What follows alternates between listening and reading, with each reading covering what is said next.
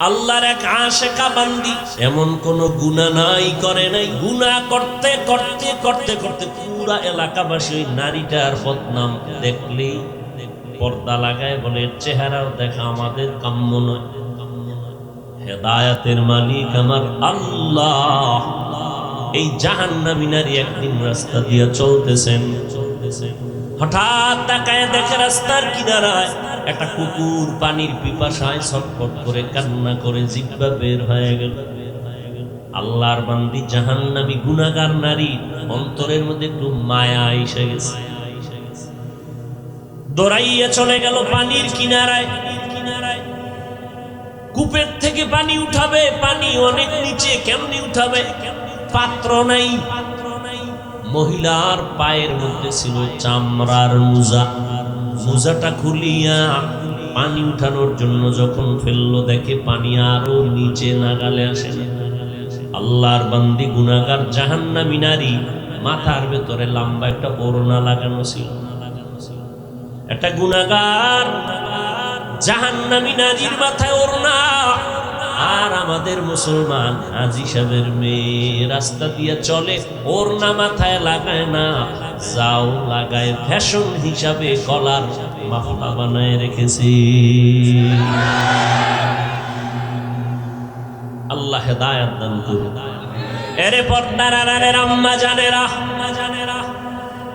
আসেনি আম্মা জানে, এরে আম্মা জান, আপনাদের জীবনটা কতই যে ধন্য। সারাটা রাত যদি আপনাদের মর্যাদার বয়ান করি, রাত পার হবে, শেষ হবে না। আপনাদের এই স্টেজে আজ 8টা যুবক সন্তান মাথায় পাগড়ি নিয়েছে। কি কারণে? এরা পুরা 30 পারা কোরআন সিনার মধ্যে মুখস্থ করে ফেলেছে। হাফেজে কোরআন। ও বাঙালি চালাক মুসলমান বলো, আমরা বাংলা ভাষা শিখার জন্য একটা বই পড়েছি, বইয়ের নাম আদর্শ লিপি, পৃষ্ঠা নাম্বার 10। সারা বাংলাদেশ খুঁজে দেখো আদর্শ লিপির একজন হাফেজ আছেন। কথা বল। পৃথিবীতে হিন্দুদের গীতা, রামায়ণ, মহাভারত যত কিতাব আছে, অন্যান্য আসমানি কিতাব, তাওরাত, জবুর, ইনজিল, দুনিয়াতে একজন হাফেজ পাওয়া যাবে না।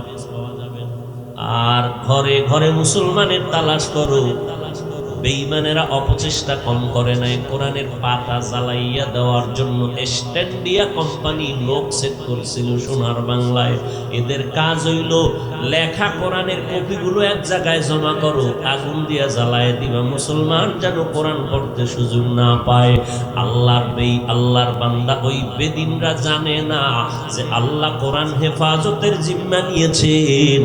তোরা যতই চক্রান্ত করবি, তোরা একদিন ধ্বংস হয়ে যাবি, আমার আল্লাহর কোরআন ধ্বংস হবে না।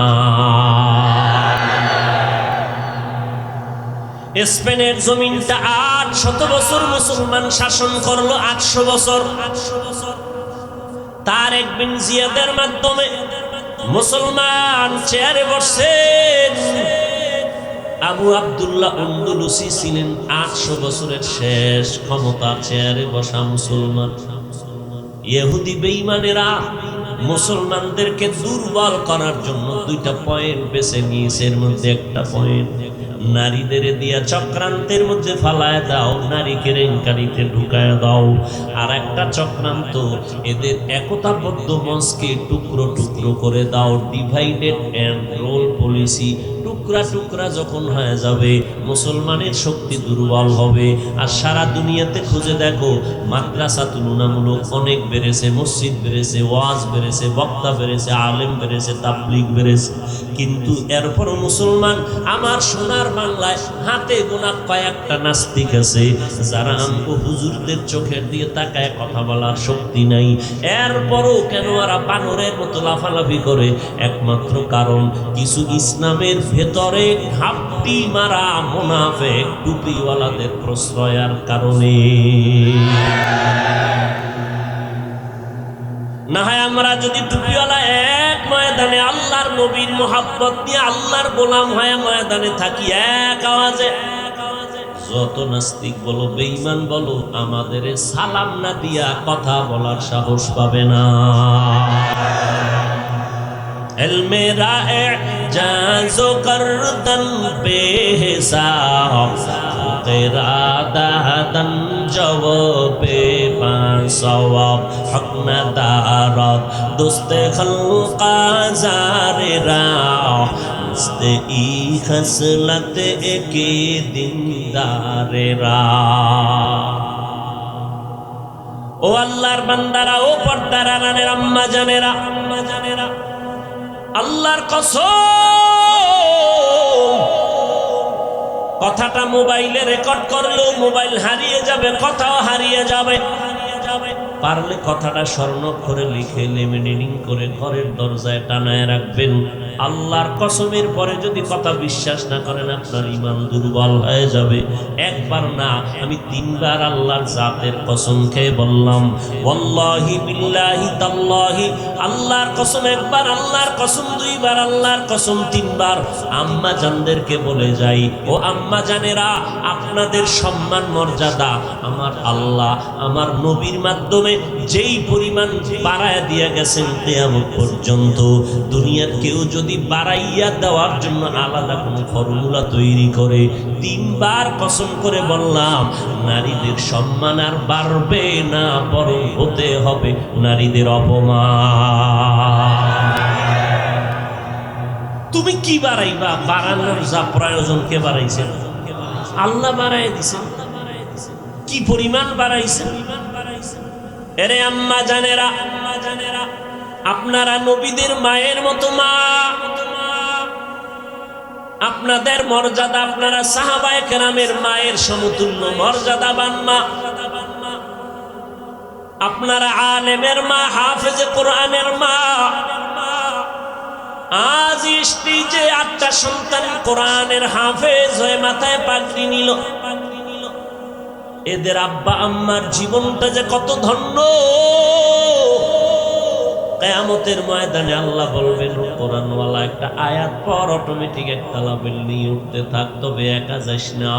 10টা জাহান্নামীকে তোর চয়েসফুল জাহান্নামী তোর আপনজন সুপারিশ কর, আমি কোরআনের বরকতে তোর সুপারিশ কবুল করে জান্নাত দিব বিনা হিসাবে।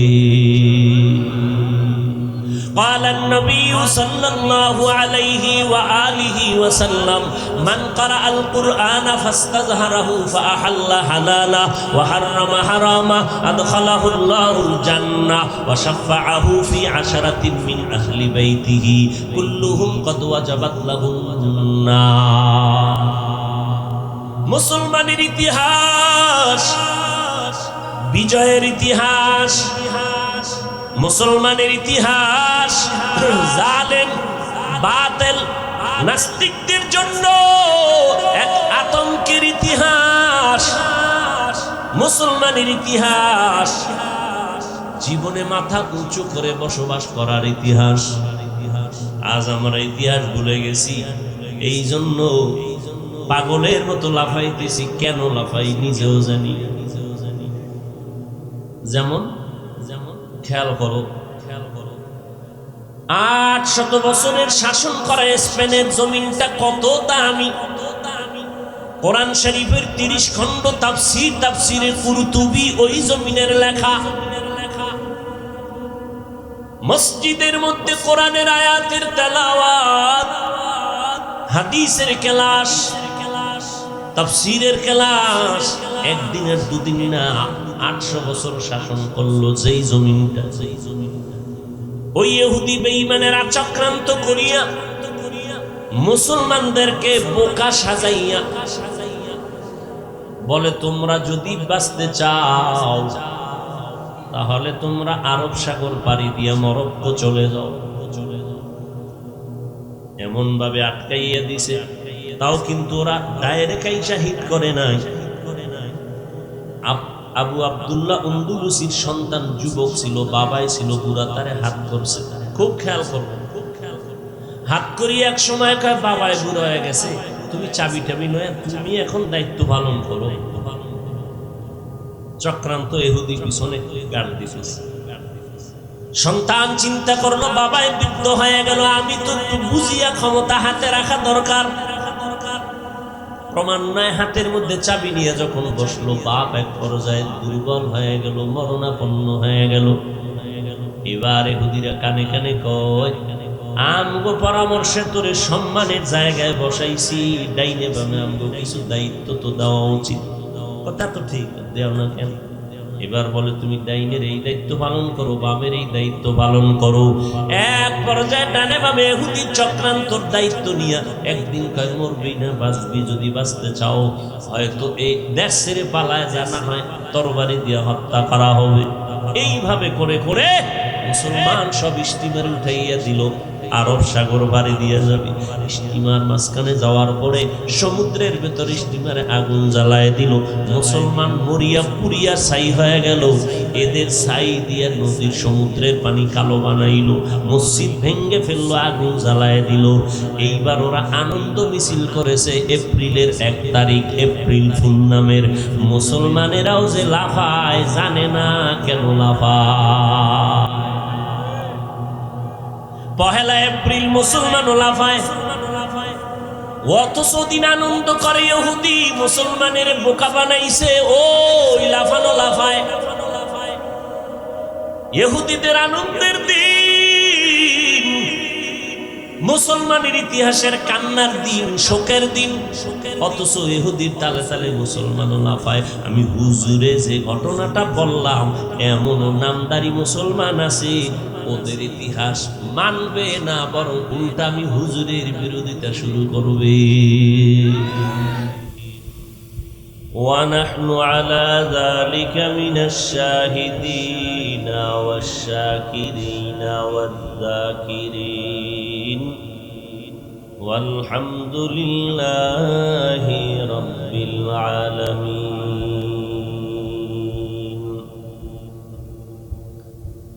سبحانك لا علم لنا إلا ما علمتنا إنك أنت العليم الحكيم.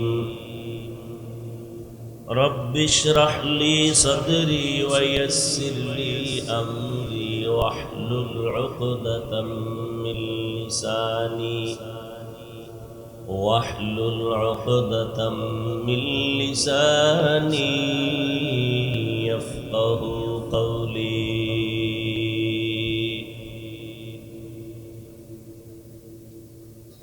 सूरज ने दिया अपनी शुआओं को ये पैगाम,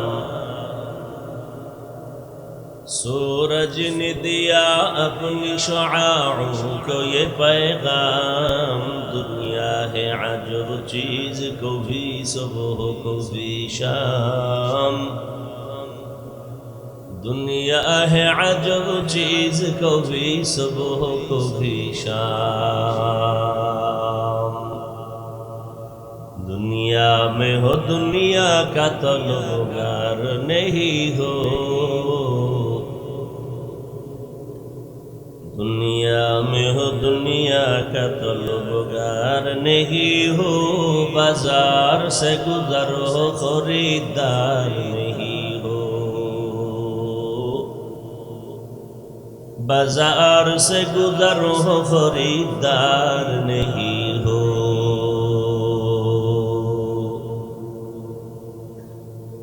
मकबूल है शाद है काबिल तू बहुत है,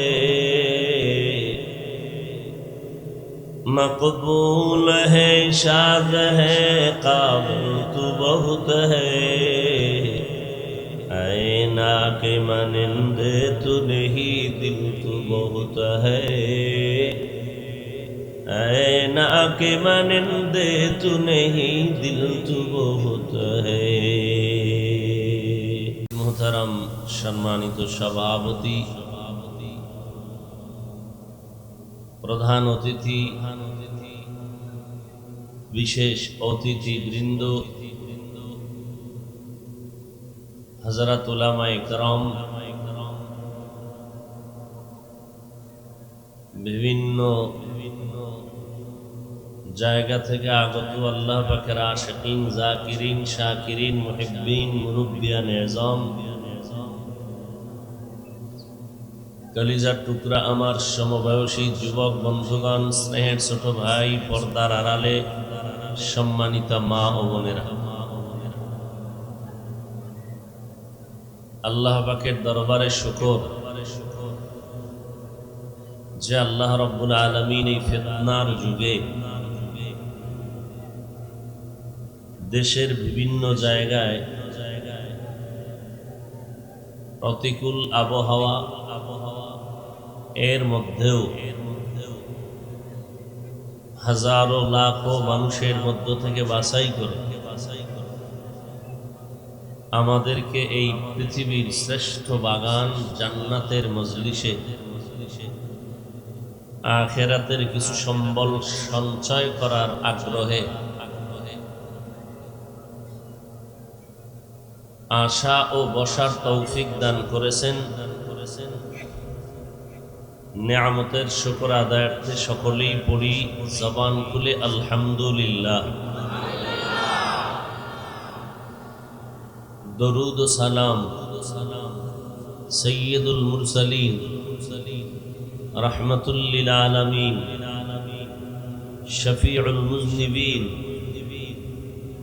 খাতামুন নবিয়্যিন সৈয়দুস সাকালাইন ইমামুল মুরসালিন শফিউ আযম রাসূল আকরাম রহমত আলম নবিয়ুল আরব ওয়াল আজম হাবিবে কিবরিয়া আশরাফুল আম্বিয়া সৈয়দুল আম্বিয়া শফিয়ে মাহশর সাকিয়ে কৌসর আকায়ে নামদার मदीना का ताजदार आफताब नबूवत फ़ख्र मौजूदा सैयदुल मखलूक़ात हज़रत मुहम्मदुर रसूलुल्लाह सल्लल्लाहु अलैहि व आलिहि वसल्लम উপর সর্বোপরি শুকর যাদের অক্লান্ত পরিশ্রমের মাধ্যমে আজ সুন্দর আয়োজন, সময়, পরামর্শ, অর্থ দিয়ে দোয়া করে উপস্থিত হয়ে মাইক, লাইট, প্যান্ডেলের ব্যবস্থাপনার মাধ্যমে সার্বিকভাবে সহযোগিতা যারা করেছেন, আল্লাহ পাকের খেদমতের বরকতে এলাকার যুবক, বৃদ্ধ, ব্যবসায়ী, শ্রমিক, চাকুরিজীবী, বিভিন্ন শ্রেণী পেশার মানুষ, জনপ্রতিনিধি, প্রশাসন, উলামায়ে হযরত, আইম্মায়ে মাসাজিদ প্রত্যেককেই রব্বুল আলামিনের খেদমতের বরকতে দুনিয়াতে শান্তি, পরকালে মুক্তির ব্যবস্থা করে দিন। দীর্ঘ সময় গতকাল এবং আজ দেশের শীর্ষস্থানীয় হযরত উলামায়ে কেরামদের পবিত্র জবানে কোরআন সুন্নাহ ভিত্তিক দিক নির্দেশনামূলক আলোচনা আপনারা শুনেছেন। পরিশেষে আজ আমি আপনাদের সামনে দোয়া নেওয়ার মানুষে সংক্ষিপ্ত কিছু আলোচনা রাখার নিয়ত করে কোরআনে হাকিমের সূরা আলে ইমরানের এক আয়াতে কারীমা তিলাওয়াত করেছি।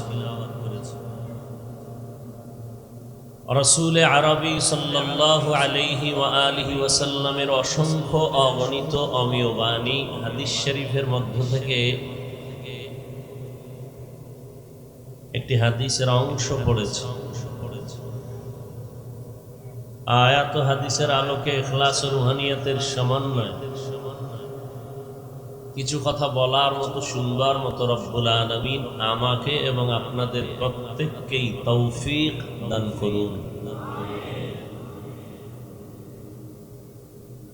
ইয়া আইয়ুহাল্লাযীনা আমানুত্তাকুল্লাহা হাক্কা তুকাতিহ,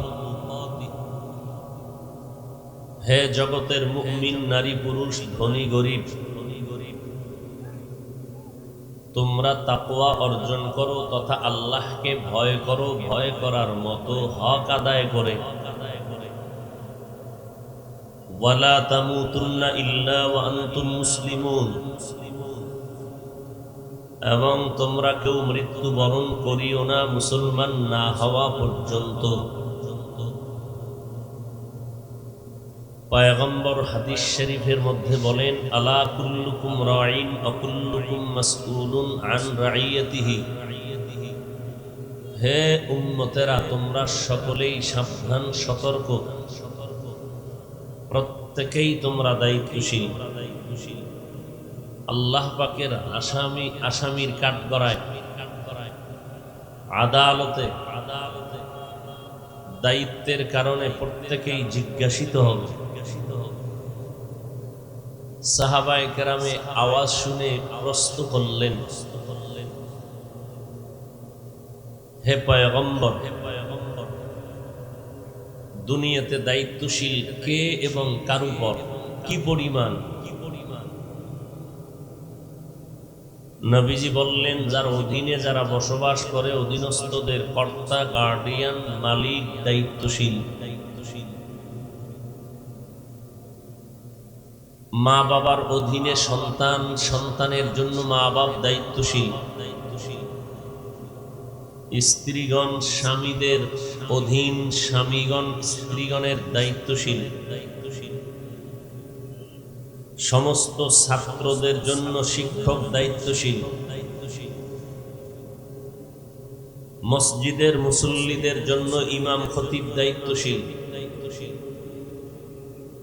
একটা ওয়ার্ডের জন্য একজন মেম্বার দায়িত্বশীল। ইউনিয়নের জন্য একজন চেয়ারম্যান দায়িত্বশীল। দেশবাসীর জন্য সরকার বাহাদুর দায়িত্বশীল। জগতের সমস্ত উম্মতের জন্য উলামায়ে আহলে হক দায়িত্বশীল। আর একজন সাহাবী দাঁড়ালেন, হে আল্লাহর রাসূল, আমার অধীনেও কেউ নাই, আমিও কারো অধীনে নাই, আমার দায়িত্ব কি? নবীজি বললেন, আপনি আপনার অঙ্গ প্রত্যঙ্গের দায়িত্বশীল। আল্লাহ দুটো হাত দিয়েছেন, দুটো পা দিয়েছেন, দুটো চোখ দিয়েছেন, দুটো কান দিয়েছেন, কথা বলার জন্য জবান দিয়েছেন। এগুলো সব আলাদা আলাদা এক একটা নেয়ামত। দুনিয়াতে যার দুই চোখের এক চোখ নষ্ট, একটা ভালো, সেও চলাফেরা করে খাইতেছে। আপনার আমার দুই চোখ ভালো, আমরা এক্সট্রা নেয়ামত পেয়েছি। আল্লাহ যে এগুলো দিয়েছেন, অনর্থক কিছুই দেন নাই। হাসরের ময়দানে আল্লাহ পাক এই নিয়ামত সম্পর্কে প্রশ্ন করবেন, সুম্মা লাতুসআলুন্না ইয়াউমা ইযিন আনিন নাঈম।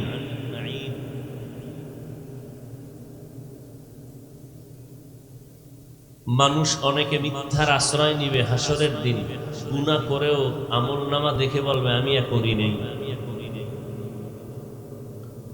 আমাদের কথা বলার মূল মেশিন জিহ্বাকে তখন স্টপ করে দিবেন। আল্লাহ বলবেন, ও হাত, তুমি কথা বলো। আল-ইয়াওমা নাখতিমু আলা আফওয়াহিহিম ওয়া তুকাল্লিমুনা আইদিহিম ওয়া তাশহাদু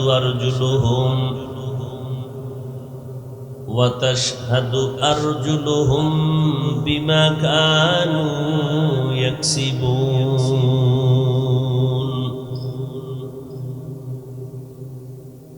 দস্ত গোয়াদ মঞ্চুনি দুজদিদাম, লপ গোয়াদ মঞ্চুনি বুসিদাম, চশম গোয়াদ চিদাম গম জাহারাম, গোশ গোয়াদ চিদাম সমরুল কালাম। আল্লাহ বলবে, হাত কথা বলো। তোমাকে যেই ডিউটির জন্য দিছিলাম সেই ডিউটি করেছো? হাত বলবে করে নাই। উল্টাটা করেছে। চোখ তোমাকে যেই ডিউটি করার জন্য পাঠিয়েছি, বানিয়েছি, সৃষ্টি করেছি, সেই ডিউটি কি হয়েছে? বলে না হয় হয়েছে। এভাবে আল্লাহ পাক হিসাব নিবেন এবং সেই বিচারালয়টা বড় ভয়ঙ্কর অবস্থার মধ্যে হবে। আপনারা যেই মাঠে বসে আছেন, এই জমিন বা পৃথিবী নামক এই গ্রহটা হবে হাসরের মাঠ। সিরিয়ার জমিন হবে আল্লাহর বিচারালয়, আদালত। ফজর থেকে জোহর এই এতটুকু টাইম, আধা বেলায় হাসরের মাঠের মানুষের বিচার কমপ্লিট হয়ে যাবে। জান্নাতীরা জান্নাতে, জাহান্নামীরা জাহান্নামে। কিছু মানুষ জান্নাতেও যাবে না, জাহান্নামেও যাবে না। আরাফ নামের একটা জায়গা আছে মাঝখানে, এখানে থাকে, উঁচু একটা জায়গা।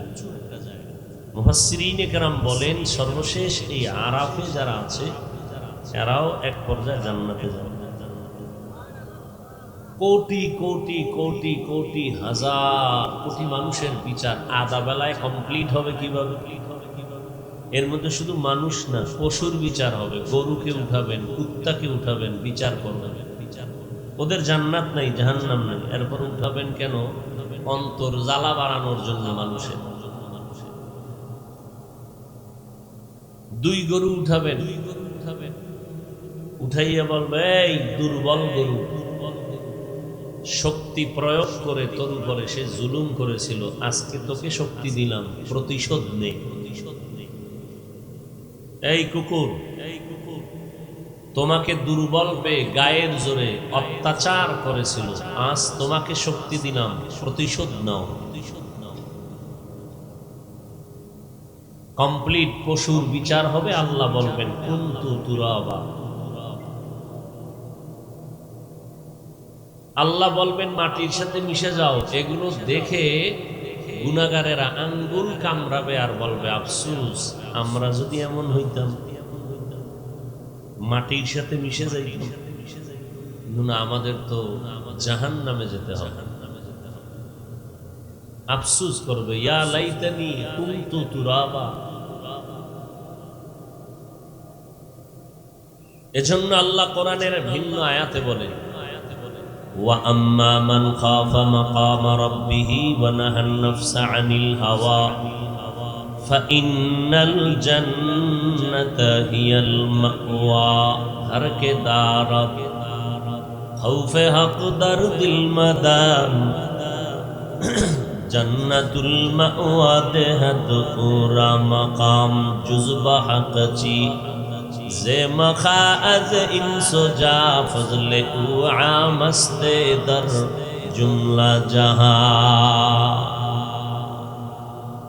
আল্লাহ তাআলা বলেন হাসরের ময়দানে আমার আদালতে দাঁড়াইয়া হিসাব দেওয়ার ভয় যদি অন্তরে কেউ জমা করে নিজেকে গুনাহ থেকে গুটাইয়া নেয়, আমি আল্লাহ তাকে শান্তির স্থায়ী ঠিকানা জান্নাতুল মাওয়ার মেহমান বানায় দিব। গুনাহ থেকে নিজেকে বাঁচাও কেন? আল্লাহর আদালত বড় ভয়ঙ্কর আদালত। দুনিয়ার সরকার আদালতে বসে, বিচারকরা বিচারপতির চেয়ারে বসার পরে জাতির উদ্দেশ্যে একটা ভাষণ দেয়, শপথ করে, সত্যের উপরে আমার বিচার হবে, মিথ্যার আশ্রয় নেওয়া যাবে না। সরকার জনগণের ভোট পাইয়া চেয়ারের মধ্যে বসার পর জাতির উদ্দেশ্যে ভাষণ দেয়, তোমরা আমাকে ভোট দিয়েছো, তোমাদের সমর্থনে আসছি, তবে ভালো করে শুনে নাও, তোমরা সব আমার নজরে সমান, তবে আমার এই দেশকে পরিচালনা করার জন্য কিছু নিয়ম পদ্ধতি আমি করেছি, এই নিয়ম যদি মেনে চলো দেশ ভালো থাকবে, তুমিও ভালো থাকবা। আমার পক্ষ থেকে, দেশের পক্ষ থেকে যতটুকু সাপোর্ট তোমাকে দেয়া প্রয়োজন দিব। কিন্তু যদি আইন কানুনের বিরুদ্ধাচরণ করো, তোমার জন্য আমি জেলখানা বানায় রাখছি, ওখানে তোমার ফয়সালা হবে। পালানোর কোনো উপায় নাই। 5 বছর আগে অন্যায় করেছো, বর্তমান দুনিয়া তোটা আপডেট হয়ে গেছে। মুখোশ পরিয়া মোটর সাইকেলের মধ্যে বসিয়া চলন্ত পথে একজনকে গুলি করে চলে গেল, কেউ জানে না কে গুলি করেছে। অত্যাধুনিক গবেষক এসে যন্ত্র দিয়া ধরে ফেললো। ধরতে ধরতে 1-2 মাস, 4-5-6 মাসের মধ্যে ধরাই পড়ে গেল কারা মুখোশ পরিয়া অপরাধ করেছে। যাওয়ার সময় এই হাতের মধ্যে একটা টিস্যু ছিল, ঘামওয়ালা টিস্যু, ফেলে গেছে। মাওলায় ধরা পড়াইলে উপায় কি? পুলিশ এসে সে টিস্যুটাকে ধরে ফেলছে, আকামকে করেছে। শুধু টিস্যুই সূত্র। কি পরিমাণ আপডেট হয়েছে পৃথিবী! এই মেধা তো দিয়েছেন আল্লাহ। সে আল্লাহ কত সিস্টেমে মানুষকে আদালতে দাঁড় করায় হিসাব নেবেন, পালানোর কোনো সুরত নেই। হাসরের ময়দানে আল্লাহ সব কিছুর হিসাব নেবেন। আম্মা জান আয়েশা রাদিয়াল্লাহু আনহা বর্ণনা করেন, পয়গম্বরে আরবি আমার রুমের মধ্যে বসে দেখলাম একদিন কান্না করতেছেন, গুনগুন করে কান্না করেন। আমি আয়েশা প্রশ্ন করলাম, পয়গম্বর রহমতের নবী, আপনি কেন কাঁদেন? আমার কোনো বেয়াদবি হয়েছে নাকি? পয়গম্বর বলেন, ও আয়েশা, তুমি কেন বেয়াদবি করবা? কেন আপনি কাঁদেন? পয়গম্বর বলেন, হাসরের ময়দানের ভয়ঙ্কর অবস্থার কথা মনে পড়েছে, জন্য কান্না করি। জমিনে কান্না আছে এখন? কোনো কান্না নাই, কান্নার ওয়াজ নাই। ফাঁকে ফাঁকে কেউ করলে তার বিরোধিতায় আবার কিছু টুপিওয়ালারা মেডিসিন মারে। এত কাঁদো কেন? অথচ আল্লাহ কোরআনে বলেন, ফালিয়াযহাকু কালিলা ওয়ালিয়াবকু কাসীরা। কম হাসো, বেশি বেশি করে কান্না করো। হাদিসে পাকে পয়গম্বর বলেন, বুকু ফাইল্লাম তাবকু ফাতাবাকু, কান্না করো। যদি কান্না না আসে, কান্নার বাহানা করো, তাতেও সওয়াব হবে। কারণ জাহান্নামের আযাবের ভয়। কেউ যদি চোখ থেকে মাছির মাথা বরাবর এক ফোঁটা পানি যদি ছেড়ে দাও, আল্লাহর নবী বলেন, আল্লাহর অর্ডার তার উপরে জাহান্নাম হারাম। এখানে সবাই সচেতন মানুষ, শিক্ষিত মানুষ। বলেন তো, সাহাবায়ে কেরামদের থেকে বড় মুফতি, মুহাদ্দিস, মুফাসসির, মুত্তাকি কেউ আছে?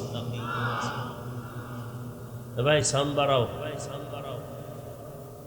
10 জন সাহাবা। আপনারা সবাই জানেন 10 জন সাহাবা দুনিয়াতে জিন্দা হালাতে জান্নাতের অগ্রিম সুসংবাদ পেয়েছেন কয়জন? জানা থাকলে বলবেন প্রথম কার নাম? কথা বলেন না কেন?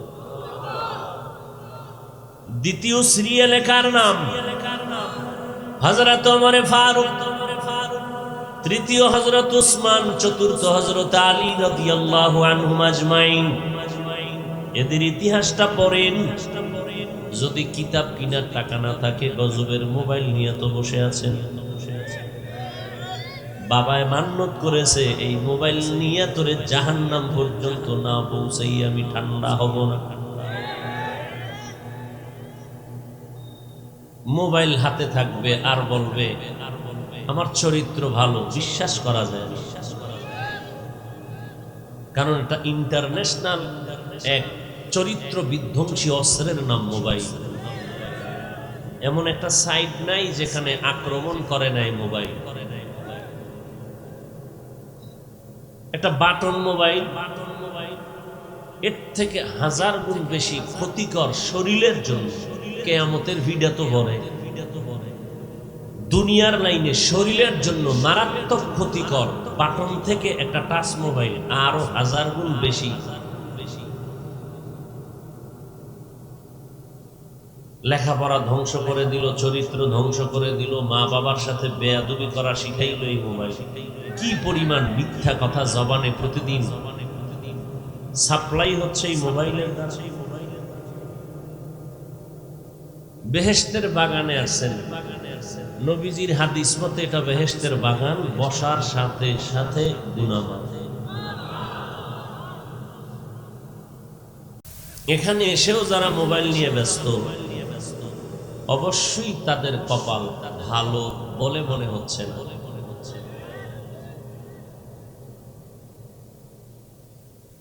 কেউ যদি বলে হাফিজ ভাই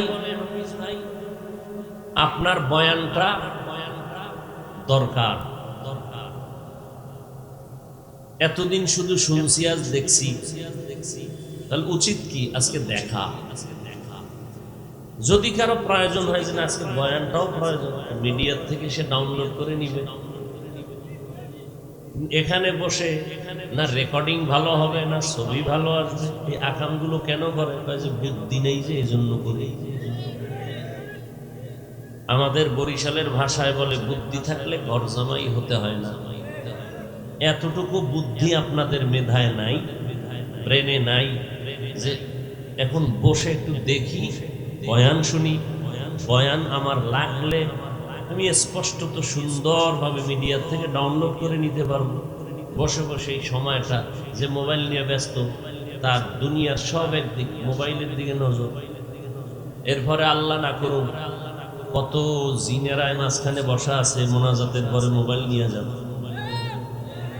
বহু জিন বসে আছে, এরা টার্গেট করতেছে কার মোবাইল নিলে মোটামুটি 2-3 দিনের বাজার হবে, ফট করে নিয়ে যাবে। তখন আমও যাবে, সব শেষ। আল্লাহ বুদ্ধি বাড়ায় দেন হেদায়াতের লাইনে, আকামের লাইনে না। জান্নাতের টিকিট পেলেন 10 জন সাহাবা। সমস্ত দুনিয়ার উলামায়ে কেরাম একমত। যুবকেরা ভালো করে মনে রাখতে হবে, দুনিয়ার সমস্ত উলামায়ে আহলে হক একমত, রাষ্ট্রীয় কোনো প্রয়োজন, শরীয়তের কোনো প্রয়োজন ব্যতীত ছবি তোলা হারাম। ছবি তুলো কেন? তাই এমনি কবিরা গুনাহ, শুধু সগীরা না, কবিরা গুনাহ। রাষ্ট্রীয় কোনো প্রয়োজন অথবা শরীয়তের কোনো প্রয়োজনে ছবি তোলা হালাল, এর বাইরে হারাম। আমাকে সরাসরি তোমার বোন দেখা যেমন কবিরা গুনাহ, যুবককে বলছি তোমার মা আমাকে সরাসরি দেখা যেমন হারাম, কবিরা গুনাহ। ভিডিওতে দেখাও হারাম, ভিডিওতে দেখাও। এখন তুমি সেই গুনাহ যদি করো জেনে শুনে, সে জবাব তুমি দিবা, আমার দায়িত্ব বলার বলে দিন।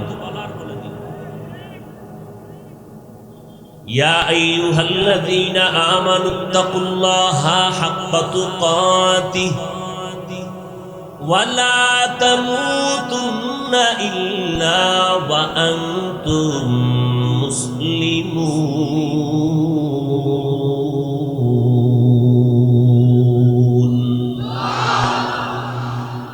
আল্লাহ আয়াতে 2টা আলোচনা করেছেন। 1, আল্লাহকে ভয় করো। 2, মুসলমান না হয়ে মরবি না, মরলেই ফিডা। এক চোরার ঘরের চোরায় কয় মুসলমানও হব না, মরবো না।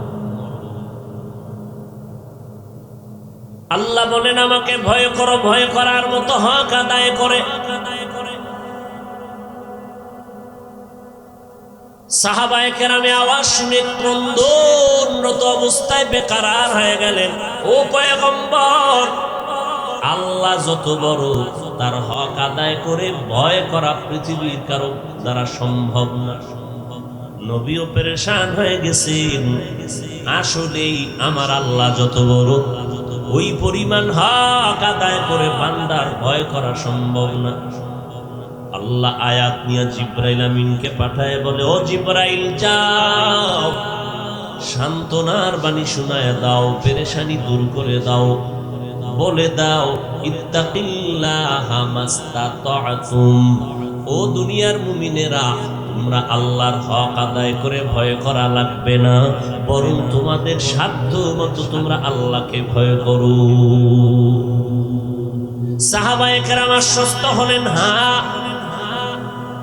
আমাদের সাধ্য মতো আল্লাহকে ভয় করা সম্ভব। ভয় করার নাম তাকওয়া। যে ভয় করবে তার নাম মুত্তাকি। মুত্তাকিনদের পুরস্কার দুনিয়াতে 6টা, আখিরাতে 2টা। ভয়ের নাম তাকওয়া, যারা আল্লাহকে ভয় করবে তাদের নাম মুত্তাকি। তাকওয়া থাকার জায়গার নাম অন্তর। আত্তাকওয়া হাহুনা, আত্তাকওয়া হাহুনা, আত্তাকওয়া হাহুনা। পয়গম্বর বলেন আল্লাহর ভয় বা তাকওয়া অন্তরে থাকার জিনিস, অন্যত্র নয়। এই তাকওয়া যারা অর্জন করবে, গুনাহ ছাড়বে, তাদের জন্য পুরস্কার দুনিয়াতে আল্লাহ দিবেন 6টা, আখিরাতে দিবেন 2টা। আখিরাতের প্রথম পুরস্কার বিনা হিসাবে জান্নাত, দ্বিতীয় পুরস্কার হবে পর্দা ছাড়া ডাইরেক্ট আমার আল্লাহর সাথে হবে মুলাকাত। হর কে দারত খৌফে হক দর দিল মদাগম, জন্নতুল মাওয়া দেহত উরা মকাম, জুজবা হক চীজে মখাদ ইনসুজা, ফজলে উআ মস্ত দর জুমলা জাহা।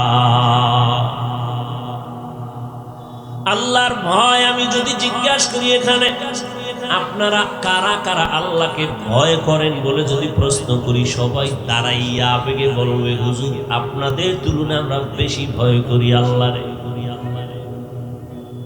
কিন্তু আমি আবার যদি আঙ্গুল দিয়া ইশারা করে বলি, এ ভাই তোমার ভেতরে আসলে তাকওয়া নাই, আল্লাহর ভয় নাই, তুমি তাকওয়া নিয়ে চলো না, তোমার মধ্যে আল্লাহর ভয় নাই, ভয় নাই, ভয় নাই বললে লোকটা বেজার হয়ে যাবে। আল্লাহ কয় তুমি আঙ্গুল দিয়া বলিয়া দেখাইয়া ভেজাল বাড়ায় না, আমি আল্লাহ মাপকাঠি দিয়া দিলাম কে আসলে আল্লাহকে ভয় করে, কে করে না। আল্লাহ কোরআনে বলেন 6টা গুণ যার মধ্যে দেখবা পাওয়া যায়, জাহিরি ভাবে প্রমাণ হবে তার মধ্যে তাকওয়া আছে, আল্লাহর ভয় আছে। এত বয়ান, জোহরের পরে বয়ান, প্রতিদিন শত শত বয়ান, এক এক স্টেজে 10 জন করে বক্তা বয়ান করে প্রতিদিন 12 মাস। তাবলীগের বয়ান, পীর সাহেবের বয়ান, জুমার দিন খতিবের বয়ান, অঙ্গ বক্তাদের বয়ান। এরপরেও তৃপ্তি হয় না, মোবাইলটা হাতে নিয়ে বয়ান চালায়, ঘরের মধ্যে বয়ান, বাহিরে বয়ান চলে, কিন্তু আমলের খাতা খুবই দুর্বল। মানুষ জানে মিথ্যা কথা বলা হারামের, পরও মিথ্যা ছাড়া ব্যবসা করে না। মানুষ জানে অন্যের হক নষ্ট করা হারাম, এরপরেও মানুষের হক নষ্ট করার ক্ষেত্রে পিছপা হয় না। জানে গীবত করা হারাম, তারপরও করে। ইমামের পিছনে নামাজ পড়ে বাইরে গিয়া ইমামের বিরোধিতা করে, আছে না নাই? জানার পরে এত অন্যায়, অথচ বারবার বয়ান চলতেছে। উলামায়ে আহলে হক পায়ে ধরে ধরে বয়ান করে, দাওয়াত তাবলীগওয়ালারা পায়ে ধরে ধরে বয়ান করে। ভাইজান কেউ গালি দিলে জবাব দিও না, পয়গম্বরের আদর্শ গালি দেওয়া না, ধৈর্য ধারণ করো। এরপরেও কেন আমাদের খাতা শুনলো?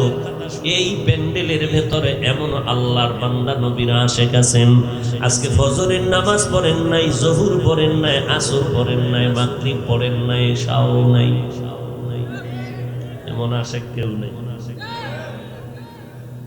সামনে ফজর পড়বে কিনা আল্লাহ ভালো কিনা। বয়ান যদি একটু কম হয়, সারাটা রাস্তায় ঘরে যাইতে যাইতে বলবে কষ্ট করে গেলাম, কি বয়ান করলো, মনের মতো হলো না, মাইক ধরলো আর ছেড়ে দিয়া পকেট ভারী করে চলে গেল। সারাটা রাস্তায় গীবত করে চলে গেল, গিয়ে ঘুমায় গেল, ফজরের নামাজের খবর নিল না। ও বান্দা, সারা রাত যদি বয়ান করি আর ফজর না পড়ো, এই বয়ান দ্বারা কামিয়াবির দরজা খুলবে না। এই সব দুর্বলতার মূলে একটা অভাব, সেটা কি? আল্লাহর ভয় নেই। কার ভয় নাই? আল্লাহর আযাবের ভয় নাই। ওলামায়ে কেরাম বলেন, হাকিকতে ভয় যে করে তার নমুনা দুইটা। এক, যারা আসলেই আল্লাহকে ভয় করবে তারা কখনো গুনাহ করবে না। দুই নাম্বার নমুনা, যদি গুনাহ হইয়াও যায় তওবা করতেও দেরি করবে না। এরা মুত্তাকি। যারা গুনাহ করে না অথবা গুনাহ হয়ে গেলে তওবা করতেও দেরি করে না, এই দুইটা নমুনা দেখলেই বোঝা যাবে সে মুত্তাকি। মুত্তাকিনদের পুরস্কার দুনিয়াতে 6টা, আখিরাতে 2টা। আল্লাহর ভয় যার অন্তরে আছে সে জিহ্বা দিয়া মিথ্যা ইচ্ছা করে বলবে না, অনিচ্ছায় যদি হইয়াও যায় তওবা করতেও দেরি করবে।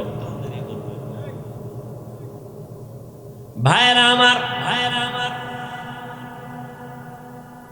আল্লাহ পাকের একজন আশিক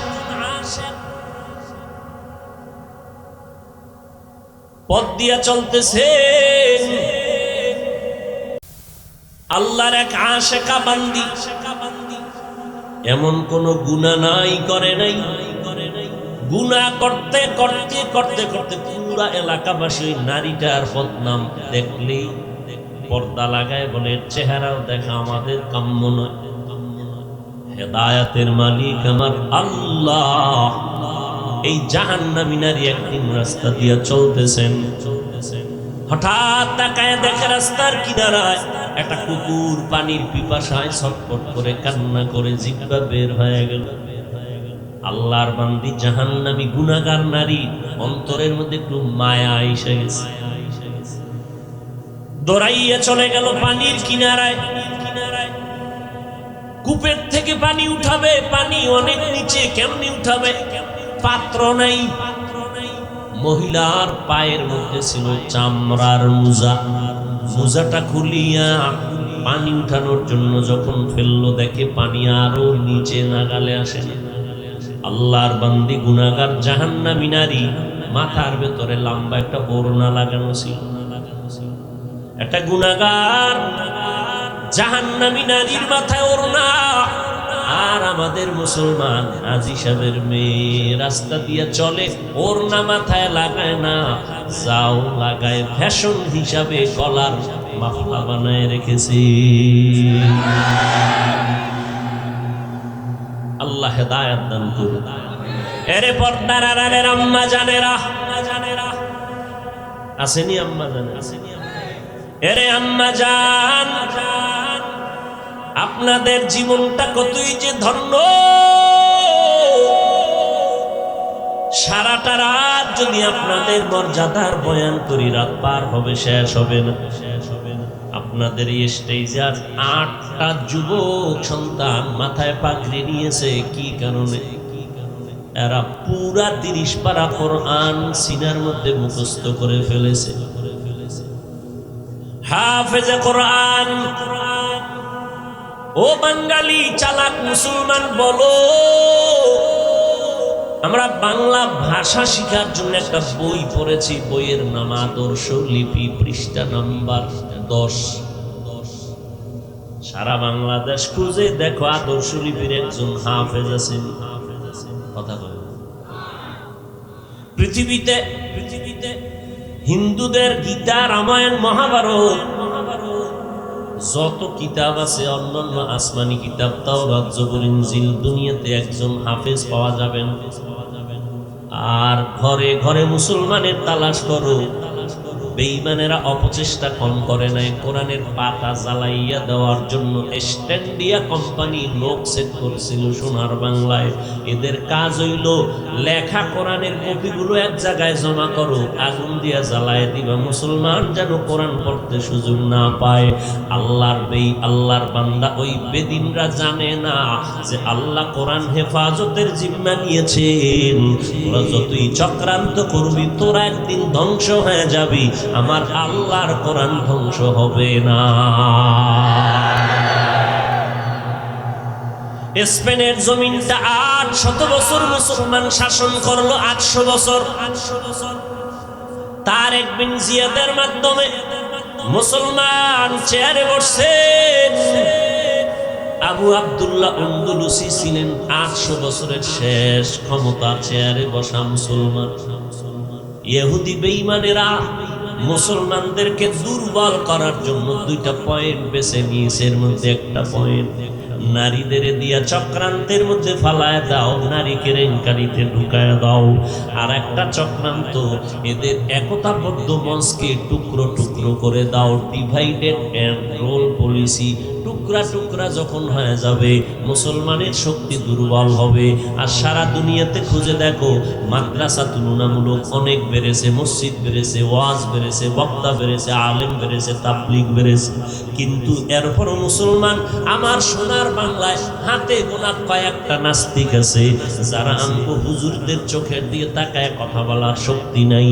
এরপরও কেন ওরা বানরের মতো লাফালাফি করে? একমাত্র কারণ কিছু ইসলামের ভেতরে ঘাপটি মারা মুনাফিক টুপিওয়ালাদের প্রশ্রয়ের কারণে। না হয় আমরা যদি টুপিওয়ালা এক ময়দানে আল্লাহর নবীর মোহাব্বত নিয়ে আল্লাহর গোলাম হয়ে ময়দানে থাকি এক আওয়াজে, যত নাস্তিক বলো বেঈমান বলো আমাদের সালাম না দিয়া কথা বলার সাহস পাবে না। ইলমে রা'জাজো করদন বেহিসাব, তেরা দাদন জওবে বাসওয়াব, হক নাদারত দোস্তে খলকা জারেরা, ইস্তে ই খসলত কে দিনদারেরা। ও আল্লাহর বান্দারা, ও পর্দার আড়ালের আম্মা জানেরা, আল্লাহর কসম, কথাটা মোবাইলে রেকর্ড করলেও মোবাইল হারিয়ে যাবে, কথাও হারিয়ে যাবে। পারলে কথাটা স্বর্ণাক্ষরে লিখে লেমিনেটিং করে ঘরের দরজায় টানায় রাখবেন। আল্লাহর কসমের পরে যদি কথা বিশ্বাস না করেন আপনার ঈমান দুর্বল হয়ে যাবে। একবার না, আমি 3 বার আল্লাহর জাতের কসম খেয়ে বললাম, ওয়াল্লাহি বিল্লাহি তাল্লাহি, আল্লাহর কসম একবার, আল্লাহর কসম 2 বার, আল্লাহর কসম 3 বার। আম্মা জানদেরকে বলে যাই, ও আম্মা জানেরা, আপনাদের সম্মান মর্যাদা আমার আল্লাহ আমার নবীর মাধ্যমে যেই পরিমাণ বাড়ায় দিয়ে গেছেন কিয়ামত পর্যন্ত, দুনিয়ার কেউ যদি বাড়াইয়া দেওয়ার জন্য আলাদা কোনো ফর্মুলা তৈরি করে, 3 বার কসম করে বললাম, নারীদের সম্মান আর বাড়বে না, বরং হতে হবে নারীদের অপমান। তুমি কি বাড়াইবা? বাড়ানোর যা প্রয়োজন কে বাড়াইছেন? আল্লাহ বাড়াই দিছে। কি পরিমাণ বাড়াইছেন? এরে আম্মা জানেরা, আপনারা নবীদের মায়ের মতো মা, আপনাদের মর্যাদা, আপনারা সাহাবায়ে কেরামের মায়ের সমতুল্য মর্যাদাবান মা, আপনারা আলেমের মা, হাফেজে কোরআনের মা। আজ স্টেজে 8টা সন্তান কোরআনের হাফেজ হয়ে মাথায় পাগড়ি নিল। এদের আব্বা আম্মার জীবনটা যে কত ধন্য। কিয়ামতের ময়দানে আল্লাহ বলবেন, কোরআনওয়ালা একটা আয়াত পর অটোমেটিক একটা লাভেল নিয়ে উঠতে থাক, তবে একা যাস না। 10টা জাহান্নামীকে তোর চয়েসফুল জাহান্নামী তোর আপনজন সুপারিশ কর, আমি কোরআনের বরকতে তোর সুপারিশ কবুল করে জান্নাত দিব বিনা হিসাবে। قال النبي صلى الله عليه وآله وسلم من قرأ القرآن فاستظهره فأحل حلالا وحرم حراما أدخله الله الجنة وشفعه في 10 من أهل بيته كلهم قد وجبت له النار মুসলমানের ইতিহাস বিজয়ের ইতিহাস মুসলমানের ইতিহাস জালেম বাতিল নাস্তিকদের জন্য এক আতঙ্কের ইতিহাস মুসলমানের ইতিহাস জীবনে মাথা উঁচু করে বসবাস করার ইতিহাস আজ আমরা ইতিহাস ভুলে গেছি এই জন্য পাগলের মতো লাফাইতেছি কেন লাফাই নিজেও জানি না যেমন খেয়াল করো 800 বছরের শাসন করা স্পেনের জমিনটা কত দামি কোরআন শরীফের 30 খণ্ড তাফসীরে কুরতুবী ওই জমিনের লেখা মসজিদের মধ্যে কোরআনের আয়াতের তেলাওয়াত হাদিসের ক্লাস তাফসীরের ক্লাস একদিনের দুদিন না 800 বছর শাসন করলো যেই জমিনটা ওই ইহুদি বেঈমানেরা চক্রান্ত করিয়া মুসলমানদেরকে বোকা সাজাইয়া বলে তোমরা যদি বাঁচতে চাও তাহলে তোমরা আরব সাগর পাড়ি দিয়ে মরক্কো চলে যাও এমন ভাবে আটকাইয়া দিছে তাও কিন্তু ওরা ডাইরেক্ট শাহিদ করে নাই আবু আব্দুল্লাহ উন্দুলুসির সন্তান যুবক ছিল বাবাই ছিল বুড়া তারে হাত করছে খুব খেয়াল করবে হাত করি এক সময় কয় বাবাই বুড়া হয়ে গেছে তুমি চাবি টাবি নয় তুমি এখন দায়িত্ব পালন করো চক্রান্ত ইহুদি পিছনে গাল দিতেছে সন্তান চিন্তা করলো বাবাই বৃদ্ধ হয়ে গেল আমি তো বুঝিয়া ক্ষমতা হাতে রাখা দরকার ক্রমান্বয়ে হাতের মধ্যে চাবি নিয়ে যখন বসলো বাপ এক পর্যায়ে দুর্বল হয়ে গেল মরণাপন্ন হয়ে গেল এবার ইহুদিরা কানে কানে কয় আমগো পরামর্শে তোরে সম্মানের জায়গায় বসাইছি ডাইনে বামে আমগো কিছু দায়িত্ব তো দেওয়া উচিত কথা তো ঠিক দেও না কেন এবার বলে তুমি ডাইনের এই দায়িত্ব পালন করো বামের এই দায়িত্ব পালন করো এক পর্যায়ে ডানে বামে ইহুদির চক্রান্তর দায়িত্ব নিয়ে একদিন কয় মরবি না বাঁচবি যদি বাঁচতে চাও হয়তো এই দেশ ছেড়ে পালায় যা না হয় তরবারি দিয়ে হত্যা করা হবে এইভাবে করে করে মুসলমান সব স্টিমার উঠাইয়া দিল আরব সাগর বাড়ি দিয়ে যাবে স্টিমার মাঝখানে যাওয়ার পরে সমুদ্রের ভেতরে স্টিমারে আগুন জ্বালায় দিল মুসলমান মরিয়া পুরিয়া ছাই হয়ে গেল এদের ছাই দিয়ে নদীর সমুদ্রের পানি কালো বানাইলো মসজিদ ভেঙ্গে ফেললো আগুন জ্বালায় দিল এইবার ওরা আনন্দ মিছিল করেছে এপ্রিলের 1 তারিখ এপ্রিল ফুল নামের মুসলমানেরাও যে লাফায় জানে না কেন লাফায় পহেলা এপ্রিল মুসলমান লাফায় অথচ দিন আনন্দ করে ইহুদি মুসলমানের বোকা বানাইছে ওই লাফানো লাফায় ইহুদিদের আনন্দের দিন মুসলমানের ইতিহাসের কান্নার দিন শোকের দিন অথচ ইহুদির তালে তালে মুসলমান লাফায় আমি হুজুরে যে ঘটনাটা বললাম এমনও নামদারি মুসলমান আছে ওদের ইতিহাস মানবে না বরং উল্টা আমি হুজুরের বিরোধিতা শুরু করবে এমনও মুসলমান আছে ইহুদির পায়খানা এই পরিমাণ শরীরের মধ্যে মালিশ করেছে যে ওদের পক্ষ থাকবে জাহান্নামে গেলে যাবে তারপরও কোরআনওয়ালা দিনদার আলেমদের কথা শুনবেন ওরা মনে করে হুজুরদের বিরোধিতা করলেই দুনিয়াতে সম্মান পাওয়া যায় আল্লাহ দেখায় দিছে মহামারী করোনা দিয়া সম্মান কাদের বাড়ে কথা ঠিক নেই আল্লাহ জ্বলন্ত প্রমাণ দিয়ে গেলেন করোনার দ্বারা তাকাইয়া দেখেছেন রে মুমিন যেই মহামারী করোনায় গোটা দুনিয়া স্তব্ধ হয়ে গেল যারা নিজেদের খোদা খোদা ভাব নিয়ে ক্ষমতার চেয়ারে বসলো, তারা পর্যন্ত মাথা নত করে বলল জমিনের পাওয়ার শেষ।